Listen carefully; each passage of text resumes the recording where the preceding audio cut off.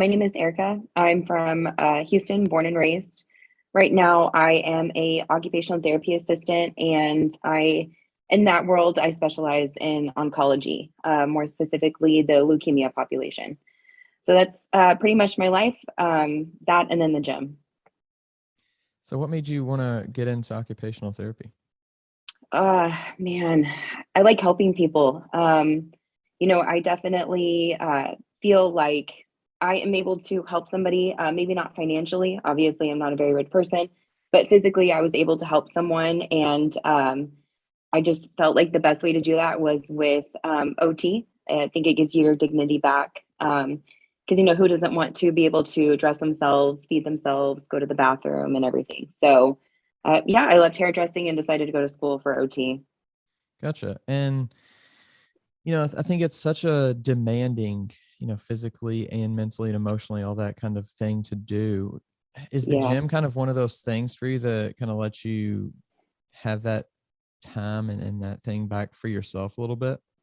Yeah, absolutely. I think a lot of people probably will never understand what it's like to work in a setting like that. But it's mentally and physically draining. And I say that in, I guess, like the best way possible. Like, I love my patients, but you basically have to be a cheerleader for them all day. Lots of positivity. So sometimes at the end of the day, at the end of the week, I'm just kind of mentally and physically drained. So the gym is a really good outlet for me. It's 2 hours of my day that I don't really have to talk, and I can just kind of recharge myself. When it comes to your own kind of fitness and stuff like that, how did you get into that? I got into it, unfortunately, at the time I was not in a good home situation. I left a job where, I was hanging out. I had these friends and we were going out and drinking and stuff like that. And when I kind of left that job, I didn't really have any friends. There was really nothing for me to do. I just kind of knew at the time, like, I needed to stay out of the house. I was pretty overweight. So I was like, I guess the best place to start is the gym. I didn't really have anything else to do. So I just kind of just started going. Previous to that, I had never stepped foot in a gym. I lied maybe like two or three times to do cardio. And that was that was about it. What kind of made you, look into the other side of the gym, the weights and stuff like that? I just knew that I needed to I just knew that I needed a healthier lifestyle. And I wasn't 100% sure on where to start.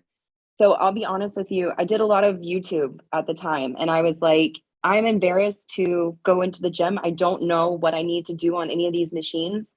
I didn't have a boyfriend, I didn't have an older brother. My parents never went to the gym, so I didn't know what to do. So I started watching YouTube videos, and I would watch girls that would they were competing, and I didn't realize what that world was like at the time. I just knew that I was watching them go through their preps, and I was watching them, like, what they did on the equipment. So that's kind of what got me started into all of that.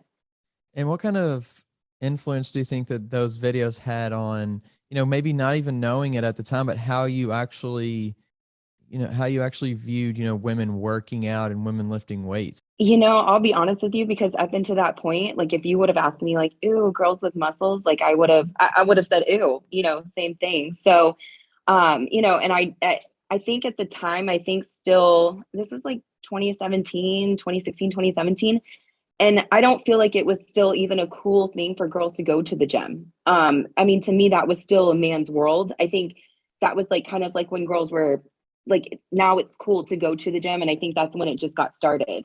But yeah, I was like, ew, girls with muscles. And then I finally realized, like, okay, this is not ew. Like, this is how you get the look that you want, is through lifting weights. How long did it take you to be like, oh, maybe this is something that is actually interesting to me as well? There was a girl at the time, or a lady at the time, that was in a Lifetime, and I just thought that she was so beautiful. Like, she had a nice figure. I feel like she carried herself very well, very confident. And then I finally got the courage to ask her, like, how did you make yourself look like that? Because I didn't know at the time. And then she was like, yeah, I mean, I compete. And after that, I was I want to be that confident. Like, I want to be that confident here in the gym. I want to carry myself. Like, people knew who she was, and she was very well respected. So that's how that started. How long do you think, it took before you started to recognize that? I think it took a little bit of time. I think anybody that competes or who's like really into the gym knows that body dysmorphia is plays a huge role into like how you look at yourself or how you think that other people see you and stuff like that. So I think the mental part came first. I think knowing that I was able to go and stay consistent and track my food and stuff like that. Like I felt good about myself and I was like, all right, I'm on a schedule, I'm organized, I'm doing well. Physical changes only, I feel like at the like when I first got started, they came quickly just because I kind of like jumped into a bodybuilding show. But I will say since like 2017, I would probably honestly say like this year, like I've really stepped back to take a look at myself and been like, okay, here's all the work that you've put in over the years. Like you can be proud of that now.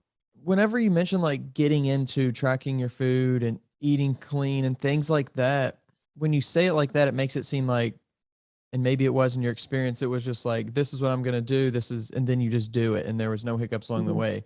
Is that true? Or did you kind of face some challenges and some struggles with that side of things?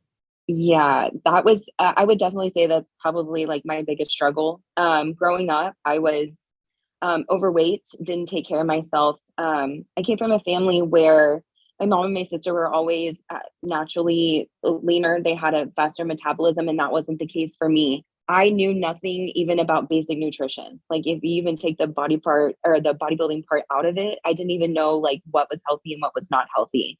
So that has been the biggest challenge, and tracking my food and being able to find like a nice balance between like what is prep and like what is actual like real life, like where I can still love the way that I look and still eat some foods, and still feel good at the same time. Did you have any like family or friends say, why are you doing this? This isn't a healthy thing to do. You're going to XYZ. Like, was there any of that kind of thing going on? Yeah, there was quite a bit of that. Like why do you want to do that? Why are you eating that? Or why do you always eat that? Or when are you going to go back to eating normal? Yeah, and it was. I mean, it was something that I didn't even understand at the time. So now looking back, I don't really expect them to understand because they would have had no background in it either. But yeah, it was definitely it's a very selfish sport, and it's definitely something that it took a lot for my family and my friends to get used to. Now that I have a very supportive family and friend group, they know they'll give me a hard time. But I think once people understand all that plays into it, they're more open to it and less likely to give you a hard time. Did you have any for yourself when it comes to like bodybuilding and what kind of road it would take you down at all? I honestly had no idea what I was getting into. I really did not. I did my first show, like I said earlier, it was just kind of something just to kind of keep me busy and keep myself out of the house at the time.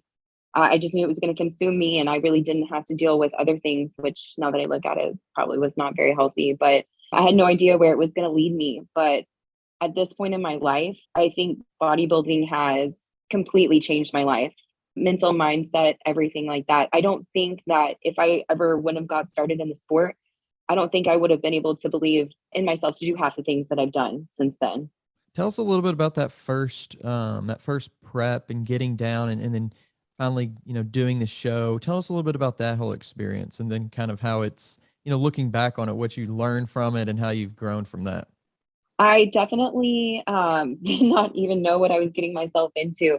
I mean, it was fun at the time. Like I took it really fun. Like I really liked the lady that I was working with. I was also prepping with like one of my friends at the time. And, these were changes in my body that I had never seen before. So that was really cool for me. I mean, it was fun. I was really nervous. I'm not gonna lie. The posing was really hard. I have no regrets. The only thing that I probably would go back and tell myself is that the stage is always there. So don't rush, take your time, have a good relationship with food first, like actually learn how to track and be consistent and stuff like that. So that's what I would say. Never really heard it said like that. The stage is always there. I think that's a cool way to say it, a cool piece of advice and a cool kind of mindset about it. Have you ever second guessed whether you're actually ready? And then, Oh yeah. what does that kind of mental side go through whenever you're actually, deciding to do a show? I think this last year have been really good about just knowing that like I needed to take my time, like I needed to put muscle on.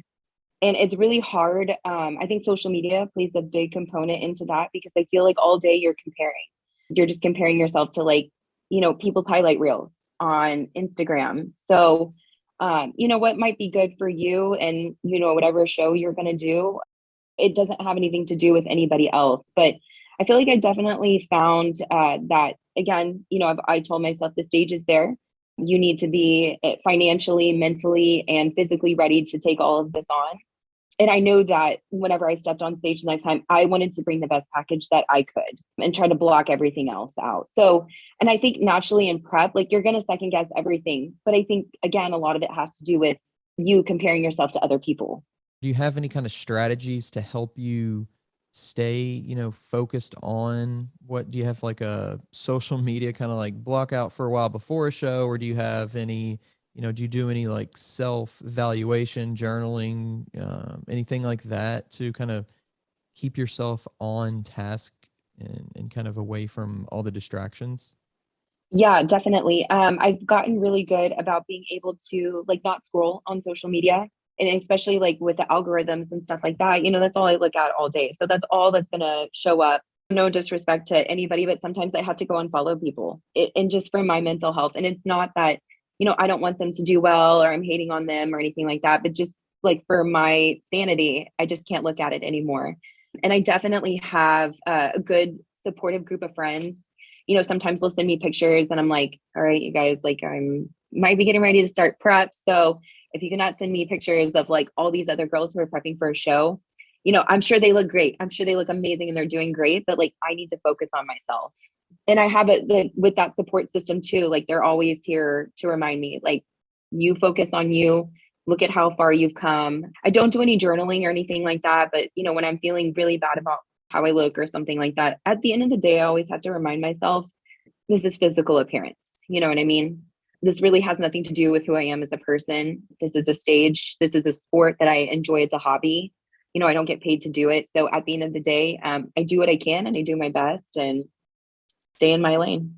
When it comes to your training though, how have you seen your, like the gym side of things? How have you seen that training kind of evolve from first starting into the weights into kind of all the knowledge and things you have about it now? It's been a very long time. This is another thing that I think social media has quite an influence on. Cardio and stuff like that's how you're going to get toned, and that's definitely not it. At one point in time, like I was lifting really hard and not really, I don't feel like I was lifting with a purpose. Like I wasn't taking my time. I wasn't on a program. I wasn't structured. I really didn't know what I was doing. This last year has been really good for me. This last year and a half, I got myself on a program. I really slowed down. I focused on not ego lifting. I dropped the weights. I was able to target what I needed to do. And I really grew head down, just mind my own business. It's been really good. Do you do anything special for recovery or focus on, any specific activity for recovering? It's really hard I need to be better about it. It's really hard for me just because my job is so physically demanding. So, I do what I can do. I definitely am on a structure. I make sure that I have 2 days off a week. One of them I do keep active and one of them I do rest. So that's been really important. And I think the two most important things for me have been sleep. A lot of people, I don't think, understand that like your body has to recover from everything you're doing. So sleep is a big one, nutrition is a big one. And I see someone regularly for body work. That has been a huge changer too, as well. And just listening to my body, like if I'm tired, there's a reason that I'm feeling like that and it's time to take a break. Is there any kind of mental struggle between, that balancing act a little bit? Yeah, all the time. I think that comes with experience too. I've been telling people more is not always better, a lot of the times too. And, if I have a day where, I need to back off on the weights or something like that, I just have to, self-assess, like, what did I do that day? What did I do this week? How was work? Are you mentally exhausted? Are you physically exhausted? I've gotten to the point now, I used to get really upset, but there's some days where I might have a lighter workout and then there might be some days like where I just really crush it. I think maybe the two are important to have. How do you feel like you get the most out of your 24 hours, even though you have this really demanding job and you do bodybuilding? I just have to tell myself, I mean, I have to have a balance. I struggle a lot with trying to balance everything. And sometimes at the end of the day, I think it's impossible. I have some days that are better than others. I'll definitely say it's definitely hard, especially because like my goal is like a pro card. And that's kind of what it's been for like the last couple of years. And I think I've kind of reached the point where I just kind of know it's work and gym and until I get where I'm going. And everybody knows. And like I said, I have a really good support system. And sometimes they know that things are going to be cut short, but they know where I'm trying to go at the end of the day. How do you think motivation actually plays a role, or does it play any role in your kind of daily routine at all? Absolutely. I would say probably like 50-50. I mean, I'm definitely motivated. I know the direction that I'm going in. I know the direction I want to be. So motivation to always do better is always my biggest thing. So I won't lie, there's definitely a lot of times where discipline, gets me to go to the gym at the end of the day. But I mean, as a bigger picture, I mean, the motivation to always be moving forward is kind of what I keep in the back of my mind, but Yeah. definitely not always motivated to go to the gym. It comes in waves. Like it's not always, sometimes I feel really motivated and there'll be times where it's discipline. And then there's a switch that flips, and I'm like, oh, there's the motivation. And do you have any like tricks, any strategies, watching a video or having a song play before you go into the gym? Like, is there anything you do to try to like flip that switch, artificially sometimes? I definitely try artificially. I try to like, put my pictures next to each other, different conversations with my coach, different conversations with the people that are close to me in my life. I would probably say that's my biggest motivator is just that my people that I have around me that remind me very nicely, hey, this is what you got going. And I'm like, you know what, you're right. And we are moving forward all the time. So What do you think you've learned about yourself? The biggest lesson you've learned about yourself through all this, all the discipline and all the structure and all of the hardship and overcoming that mm, hardship. What do you think you've learned about yourself? you can do anything with mindset. I think it all boils down to mindset. If you want something bad enough, then you'll do it. You'll make time for it and you won't make excuses and you'll continue to work at it until you get where you're going. Kind of on that same note, what kind of advice would you have for girls or women out there who were kind of in a similar position that you were in when you first started all of this? Keep going. Keep going. It takes a lot of time but it's totally worth it. And I guess my biggest piece of advice is don't be embarrassed in the gym. Don't. Just whatever, move your body, be active, whatever makes you feel good. The physical changes will come with time. I really appreciate you coming on here and sharing your perspective and kind of a little bit about your story and your experience. Yeah, thank you for letting me tell my story.